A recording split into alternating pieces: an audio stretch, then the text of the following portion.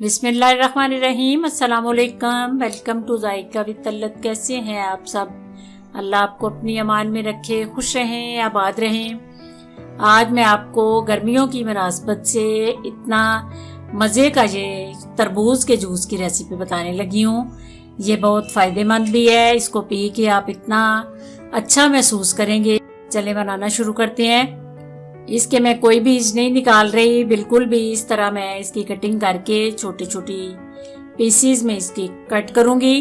बीज सारे मैं अंदर ही ग्राइंड कर रही हूँ, वो बाद में आपको बताऊंगी कि किस तरह इनको निकालना है। ये बीज अगर अंदर चले जाएं तो कोई नुकसान भी नहीं देते, लेकिन ये है कि जूस बना के उसके बाद आप इसको छिलनी से छान लेंगे तो सारे बीज निकल जाएंगे। सबसे पहले जग में सारे पीसीज में डाल के बिल्कुल भी पानी ऐड नहीं कर रही, क्योंकि इसका तरबूज का अपना इतना ज्यादा जूस होता है तो ये खुद ही ग्राइंड हो जाता है, पानी की कोई ज़रूरत नहीं पड़ती। तो आप कोशिश करें कि इसमें पानी ऐड ना करें। ये थोड़ा सा मैंने काला नमक डाला है, आप अपने घर वाला रेगुलर नमक भी डाल सकते हैं। मेरे पास था तो मैंने वो डाल दिया है। उसके बाद इसको ब्लेंड करना है। ये देखें आपके सामने मैंने बिल्कुल एक कतरा भी पानी का नहीं डाला।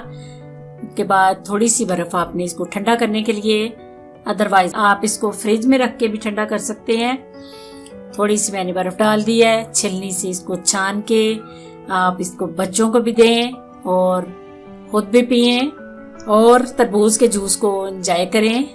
उम्मीद है आपको ये रेसिपी पसंद आएगी। अगर पसंद आए तो इसको अपनी फैमिलीज में, अपनी फ्रेंड में ज़रूर शेयर कीजिए। अगर मेरे चैनल पे आप नए हैं तो प्लीज़ सब्सक्राइब कीजिए। अल्लाह आप सबका हामी और नासिर। दुआ में मुझे याद रखना। खुदा हाफिज।